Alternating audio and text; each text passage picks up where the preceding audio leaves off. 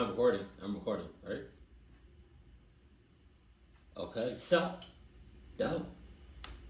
10,000 feet up, deep inside of the beautiful Austrian Alps, lies a very unique and not well known tourist destination. The only way you can get to this destination is to ride a gondola, or if you're feeling really motivated, you could, in theory, hike up to it, but very few people do that. Once you reach this tourist destination, you walk over to this string of buildings, and right away you start to see all these warning signs about this area, telling you that while of course it's stunning and beautiful, remember, it's also very dangerous. Today, I'm going to tell you a horror story that happened at this unique location. And make sure you stick around till the end, because there are actually two plot twists at the end of this story. The first one you might see coming, the second one you won't. But before we get into that story, if you're a fan of the strange, dark, and mysterious delivered in story format, then you come to the right place, because that's all we do, and we upload once a week. So, if that's of interest to you, please go to the Like Button's big garage sale and proceed to haggle with them really aggressively over the prices of their most expensive items, to the point where they have to basically ignore their other customers just to deal with you. And then finally, when they relent and offer you a fair and decent price for these prized items, just say, nah, I'm actually not interested. I actually don't have any money. And then just leave. Also, please subscribe to our channel and turn on all notifications so you don't miss any of our weekly uploads. Okay, let's get into today's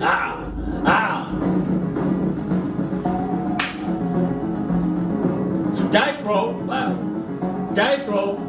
Dice roll.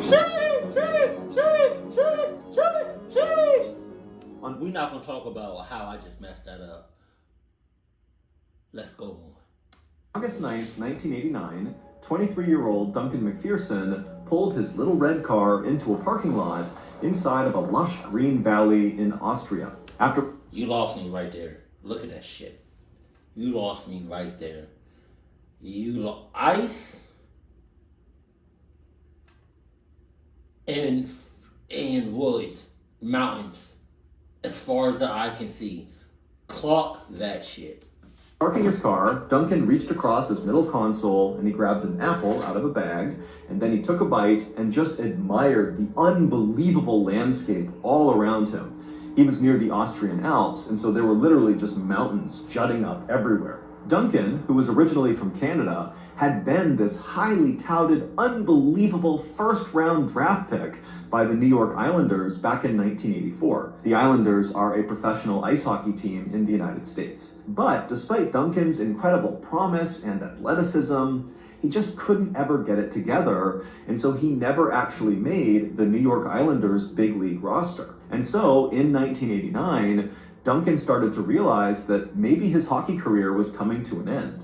But instead of just hanging up his skates in frustration, Duncan decided he would pursue a different type of career that kept him still within the hockey world. He would become a coach. And so, in 1989, Duncan had agreed to coach this small-time professional hockey team in Scotland. And for Duncan, his thought was, I'll go there, I'll learn how to be a good coach, and then down the road, I'll maybe have the opportunity to coach much more prominent and prestigious teams. But before moving to Scotland and beginning this new career, Duncan decided what he really needed right now was just to take a break, because for basically his whole life, Duncan had been playing hockey around the clock, practically 7 days a week. You don't get to become a first-round draft pick unless hockey is your life. And so Duncan thought, you know what, before I begin this huge life transition, I'm gonna just kick back and relax and go on a huge European vacation.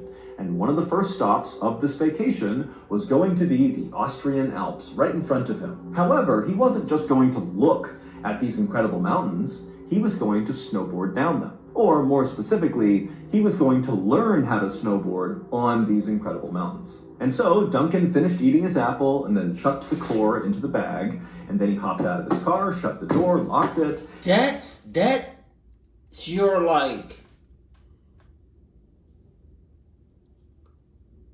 That's your relaxation. That's your relaxation.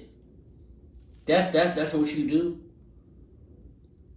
Snowboard down, big ass big ass mountains, icy, snowy ass. That's crazy. And then began walking across the parking lot towards the white gondola station. A gondola is like a ski lift, but much bigger. It's kind of like a small bus with lots of windows, and it's connected to a cable, and that cable, which is elevated off the ground, pulls you up and down mountains. Now, typically, people ride gondolas just for the incredible view of the mountain from up high.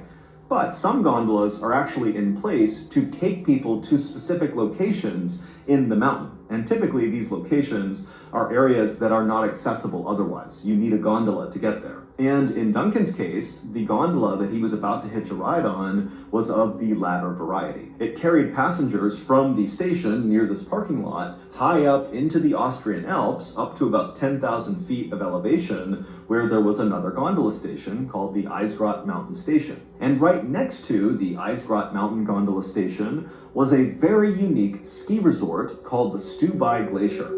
And overwhelmingly, this ski resort was the reason why people were taking this gondola. This ski resort was unique not only because it was very hard to get to, you basically had to take a gondola or hike up to it, but also because the actual slope that skiers and snowboarders would use at this resort was not just a snowy mountainside like virtually all other ski resorts around the world are. No, instead, the Stubai Glacier Ski Resort was a glacier. And so people were literally skiing and snowboarding on a glacier, hence the name. And a glacier, in simple terms, is just a huge swath of thick, permanently frozen ice. And so, in the warmer months, when other ski resorts around the world were not able to continue operations because there was no snow or it was too warm to make snow, the Stubai Glacier Ski Resort did not have that problem because in those warmer months, they could just drive their huge snowcat tractors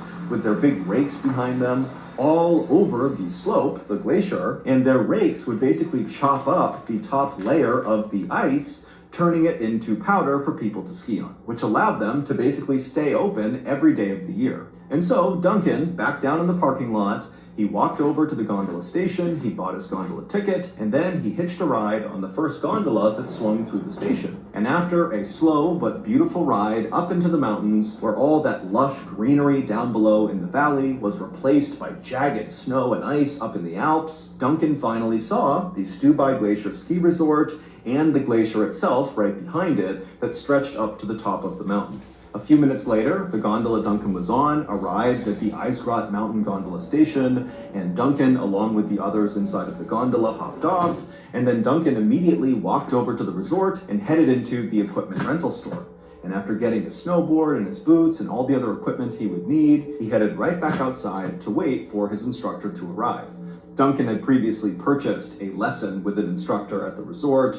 It was set for 11 a.m. And so Duncan, he's out there at the foot of this glacier, and right at 11, an instructor walks over and introduces himself, and Duncan and the instructor immediately start getting into the basics of snowboarding, how to put your boots into your bindings, how to use the edges of your board. And then for a little while, the instructor and Duncan didn't go up the glacier. Instead, they just kind of worked on some basics on the flat ground right there. And then after the instructor felt like Duncan was ready to go, they both walked over to the tow rope, which is a way to get to the top of the slope. There's a cable that kind of rotates from the top to the bottom of the mountain, and there are all these bars attached to the cable, and skiers and snowboarders grab the bar while standing on their snowboard or their skis, and they literally get pulled up the mountain. And so Duncan and the instructor grabbed onto the tow rope, they made their way to the top of the glacier, and from there they pushed over to the start of the run. And once they were there, the instructor strapped into his snowboard, and then Duncan strapped into his, and then they were off, very slowly making their way, kind of like a falling leaf pattern. Duncan was not just going straight down the mountain, he's a beginner, and so it's very slow, very controlled, and as they went down, the instructor's giving Duncan tips, how to stay more on his edge, how to slow down, how to speed up. And very quickly, the instructor saw that Duncan was so good at balancing, his legs were so strong, likely because he was a professional hockey player. And so the instructor was telling Duncan the whole time they're going down how unbelievably good he was doing for his first lesson. And so finally, after about an hour of very slowly making their way all the way down this glacier, they reached the bottom where they had first been doing some flat ground stuff. And when they got there, it had started to rain. And it was raining bad enough that lots of people on the mountain were abandoning the mountain and running inside of the resort to get out from under the rain. And so the instructor, he looked at his watch and he realized they were almost at 1 p.m., which was the end of their lesson. And he said to Duncan, I don't think we have time to go back up, plus it's raining. Duncan said he didn't care about the rain, but he also understood that, it wasn't ideal conditions. And so they decided that even though there was a few minutes left, they would just cancel the lesson right there, and they would actually just go inside and grab lunch together. And so they made their way out of the rain into the resort, and when they went inside the resort, the instructor noticed that Duncan's sweater, which was underneath his yellow rain jacket, was totally soaked. And so he offered to Duncan, hey, do you want to take your sweater off and I'll hang it up inside my office, and by the end of the day, it should be dry. And Duncan thought, great, that's fine. So he took off his wet sweater, he gave it to the instructor, and while the instructor was going to his office, Duncan went into the gift shop and he just bought a new sweater for the day. Instructor in cahoots. You can't tell me otherwise. If he's not the one that best believe he's working with the person that After that, Duncan had his new sweater on with his rain jacket over it, and then he met the instructor in the cafeteria where they both sat down and had a nice meal. They got to know each other a little bit better. After they were done eating, both of them looked out the window and saw the rain had subsided, but in its place was lots of fog that was rolling in, and so very few people were going back onto the mountain. But the instructor told Duncan that, hey, you did so good today that you should really go back out there on your own this afternoon and practice. Do some runs, go nice and slow, same as I was teaching you, and then tomorrow, when we have our follow-up lesson, we can maybe, get into some more advanced things. Duncan thought that was a great idea. He said he would definitely go out there and practice on his own. And then the two men cleaned up, and the instructor made his way to meet his next client, and Duncan headed right outside, grabbed his snowboard, and began walking towards the tow rope. Come on with the ad. Last week, me and old Seagull Lung were wandering through Montreal when we turned onto the side street, and immediately we both stopped because right there in the middle of the road, laying unclaimed, was a fresh blue whale carcass. Now, Lung and I knew it was only a matter of time before somebody else came along, spotted this incredible treasure, and took it for... I'll tell you what, if I ever see a big ass whale, just not even... Like where, how do you say? Where land and ocean meet. That's called something. That part. I'm talking, if I ever, I'm driving, on the highway, and I see a big ass whale on the highway, and so without any hesitation, me and old Seagull Lung whipped out our portable meat smokers and we got to work. And 99 hours later, our pockets were filled to the brim with glorious smoked street whale. However, when we tried to feed our smoked street whale to our friends and family at our annual summer barbecue, they took one bite and said, "This is kind of gross. What is this, smoked street whale?" And so, naturally, we were crushed by this, but luckily, we had a backup. HelloFresh. HelloFresh is America's #1 meal kit. From chef-crafted seasonal recipes to their new Fresh and Fit summer menu, HelloFresh brings flavor right to your doorstep. And don't worry if you're a terrible cook, because HelloFresh's foolproof recipes are super easy to follow and all their ingredients come pre-portioned. And speaking of their amazing ingredients, they travel from the farm to your doorstep in less than 7 days for quality you can literally taste. So if you're worried about your Montreal smoked street whale not being a hit at your next summer barbecue, well, save yourself the embarrassment and try HelloFresh. Go to HelloFresh.com and use code MrBallin50 at checkout for 50% off plus free shipping. Again, use code MrBallin50 at checkout for 50% off plus free shipping. Okay, back to the story.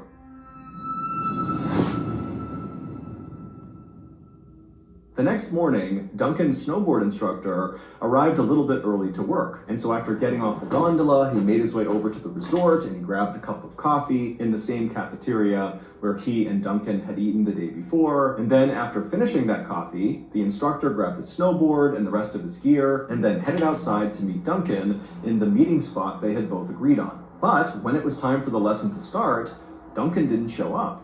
And so the instructor for a second thought, was there somewhere else we were going to meet? Did I get the time wrong? But he checked the time and he remembered the conversation he had with Duncan. They were going to meet at the foot of the tow rope and he was right there and Duncan wasn't.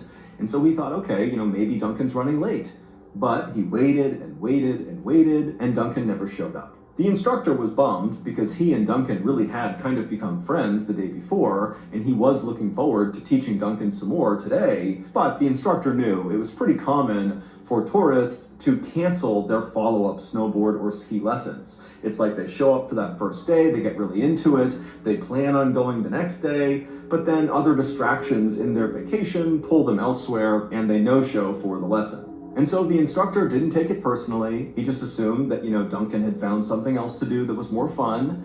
But the instructor knew he would see Duncan again because Duncan's sweater was still sitting in the instructor's office. 1 week later, Duncan's parents, who were back home in Saskatoon, Canada, got a very unexpected phone call from the Dundee Tigers hockey team, which was the professional hockey team in Scotland, that Duncan was going to go coach after this big European vacation. The team rep for this hockey team asked the parents if they knew where their son was because he had not shown up for his first day of work.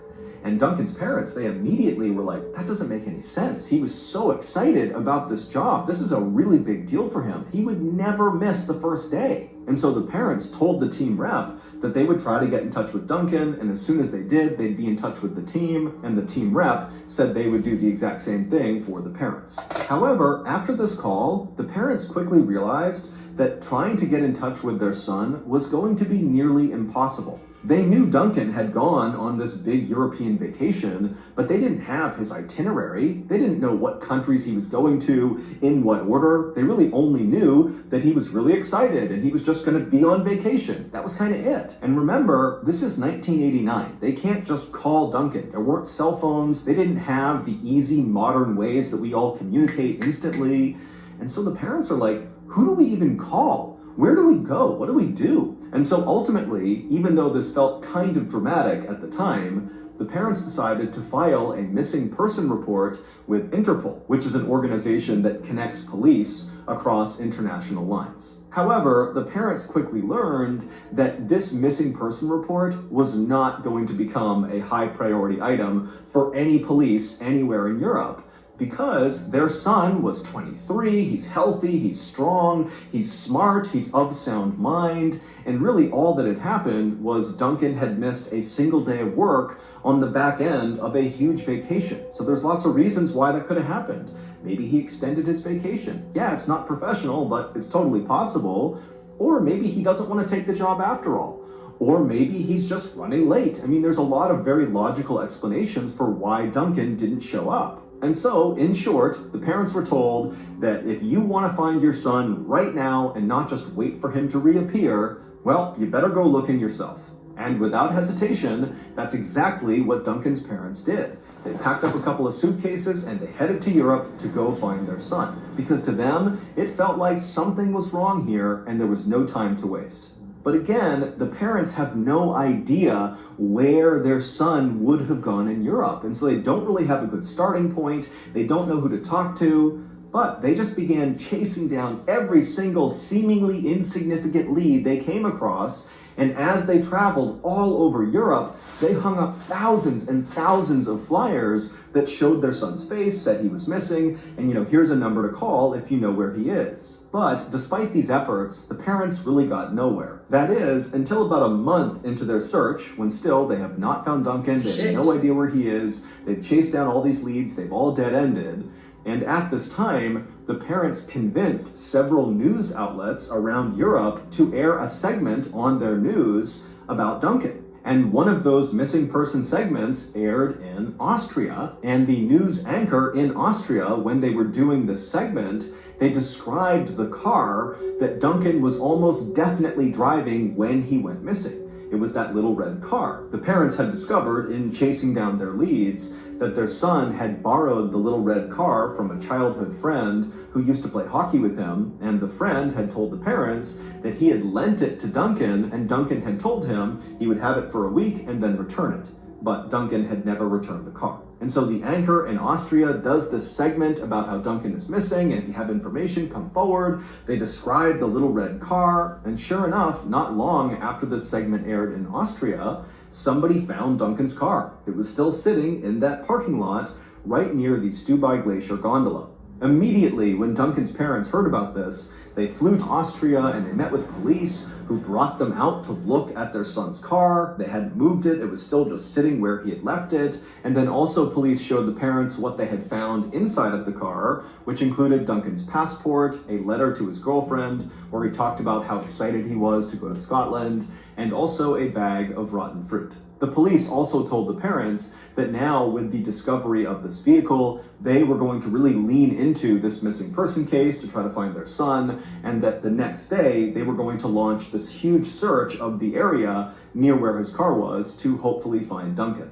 And so the parents, who were now cautiously optimistic that they might get some answers, they left the police and they went to a local hotel to rest up before the next day when they would be up early and join this huge search party. But when they got to that local hotel, they did what they always did everywhere they went in Europe. They began handing out all these missing person flyers with Duncan's face on them to everybody they saw in the lobby. They began hanging them up all over the hotel. And sure enough, just by completely random chance, they handed one of these flyers to Duncan's snowboard instructor. They handed it to him, he looked at it, and he did a double take, and he was like, I know him.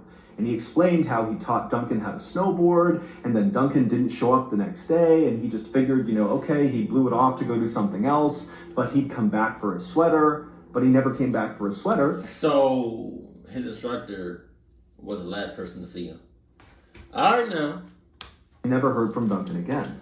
And so the parents, they have been searching all of Europe for a month, and they haven't talked to anybody who knew Duncan. They've gotten nowhere, and now they've just randomly stumbled on probably the last person to see Duncan before he went missing.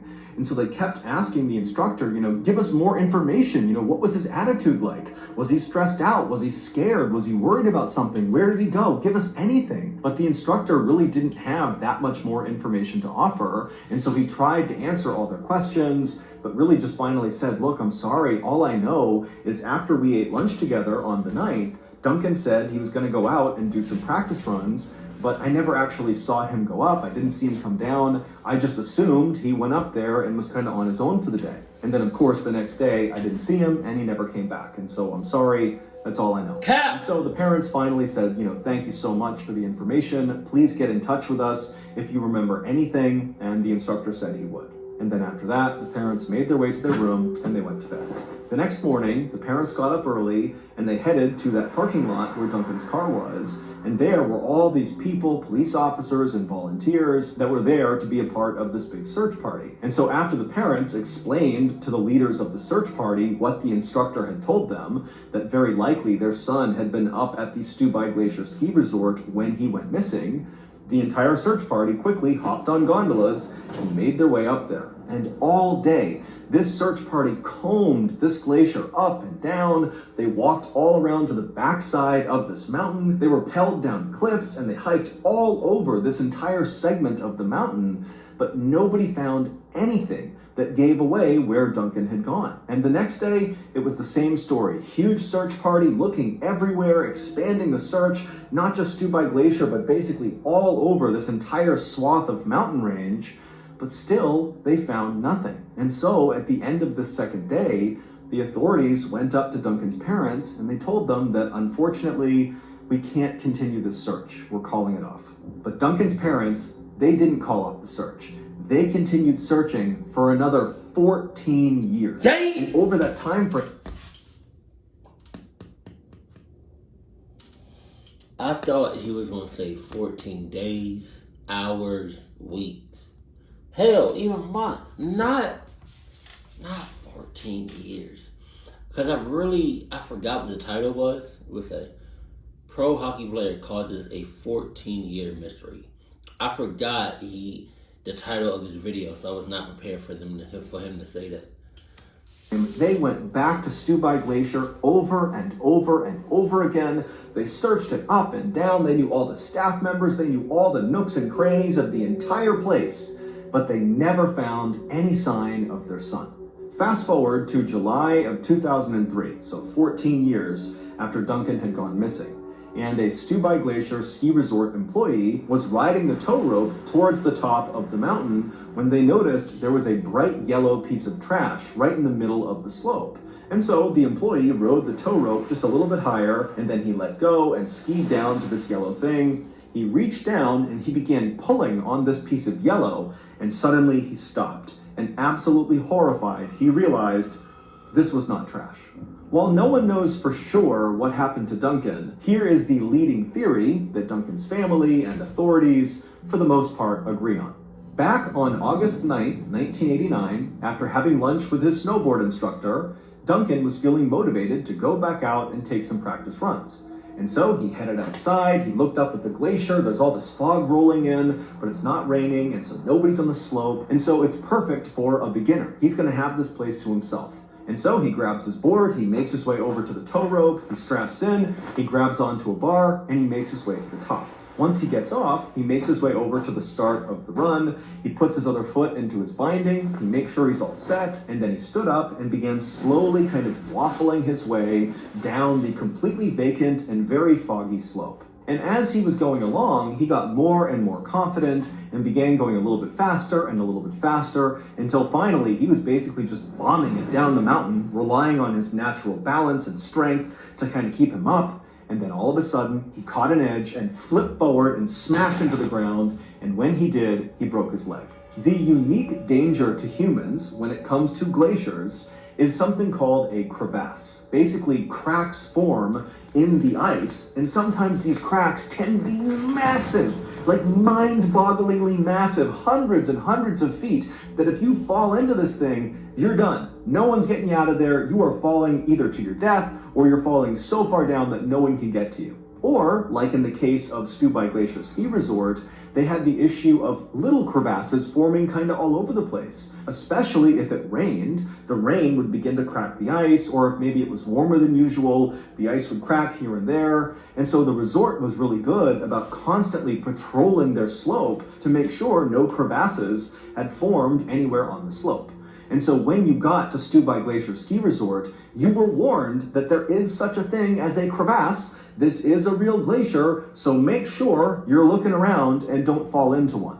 Well, because it had rained, a crevasse had formed, a small one, like a pothole, in the slope. Not the instructor didn't tell old boy about the crevasse, about the cracks. Sus. But because it was so foggy because of the rain, as Duncan was bombing down, he didn't see it, and that's what he caught his edge on, causing him to fall and break his leg. And so Duncan, he's now stranded in the middle of the slope. He's not close enough to the bottom to where he could pull himself into the resort. He's not close enough to the top where he could get himself up there and talk to the tow lift operator. And so he's just kind of stranded. There's nobody on the mountain. It's so foggy, nobody can see him from the resort.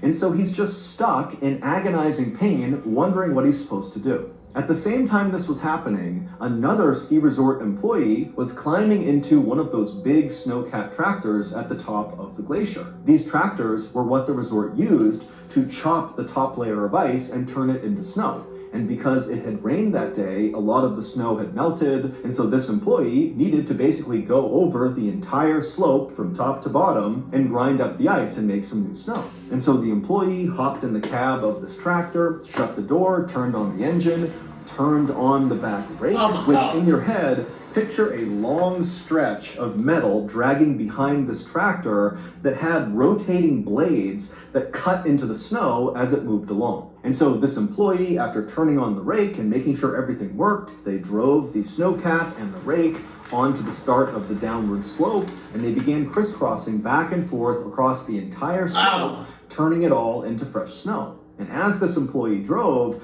they were very careful not to go too quick because they knew they couldn't see very far with all of the fog. And so they're going like 1 or 2 miles an hour, being very cautious. And then suddenly, at the last second, they see something in the snow. It kind of appeared out of the fog. And so the employees swerved as fast as they could to avoid hitting it. And they did narrowly miss it. Their big tank-like treads that are on these tractors just missed running this thing over. However, the back rake with the rotating blades did not miss this object. It went right over it. The employee immediately parked the snowcat and then leapt outside and ran over to see what this thing was. And when they got there, they could not believe what they saw.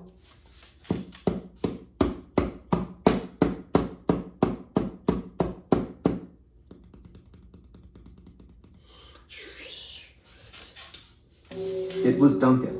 And all those rotating blades that had crossed over him had basically mutilated him. One of his arms had been cut off, one of his legs was nearly cut off, but it's believed Duncan was actually not dead. The injuries were horrible, but they would not necessarily have killed him outright. He would bleed to death without help, but in theory, he could have been saved. But the employee, even though this was a total accident, totally panicked and decided that because it was so foggy, no one must have seen this. No one was around, and so no one would know that they were the ones who ran this guy over. And so instead of helping Duncan, they just tied him up and dragged him behind the snowcat off of the glacier over to this area where this employee knew there was a very deep crevasse. And they chucked Duncan, who might have been alive at this point, into the crevasse along with his arm and his severed leg. So, please tell me we got the name of this employee. Please tell me we got the identity of this employee. They need to face serious repercussions. Come on. And then the employee used the snowcat tractor to rake over the crevasse. They filled it all in and packed it down. And then they drove down the rest of the way and just hoped no one would ever know. But over the course of the next 14 years, the glacier would melt more and more each year until finally Duncan's yellow jacket popped through the ice. And that's what the resort employees saw as they were going up the tow lift and thought it was trash. It was actually Duncan's jacket.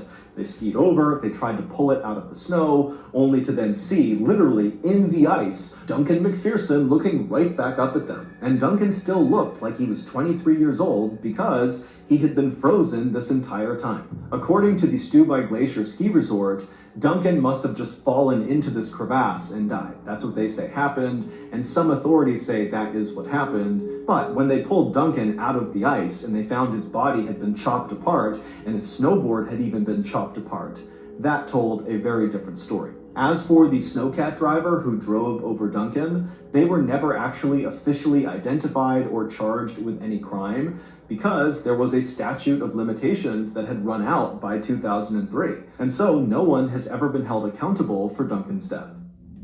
Are you, man? So that's going to do it. If you got something out of today's story, be sure to check out our podcast called the Mr. Ballin Podcast, where we literally have hundreds more stories just like this one, but many of them are only available on the podcast. Again, it's called the Mr. Ballin Podcast, and it's available exclusively on Amazon Music. How can you live with yourself? You know, you did what you did. You're a killer. You're a killer. You're 100% a killer. Like, not only did you run him over, tied him up, and threw him away like he was trash. Man, I wish I knew. I really wish I knew. Like, the guy that, or girl that did it.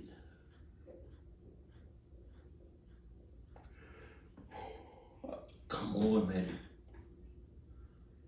God damn. I hope that person has sleepless nights. And I hope that person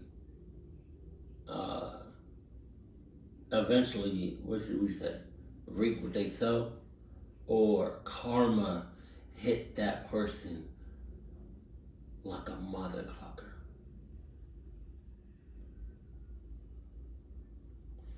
It was already bad enough that you ripped him. You ripped his limbs off and shit. But to tie him up and to hide him, you could have just did, oh shit, like you could have did one of those. Because it was an accident, I think. And at that point, you could have just, you might have, faced some time, but like, at least the parents would have had some closure. At least, come on. Oh my God. I can't believe they really did that. They hit him and threw him away like he was trash. God damn. Keep it cool, keep it classy. And I love you. Stay happy, my family.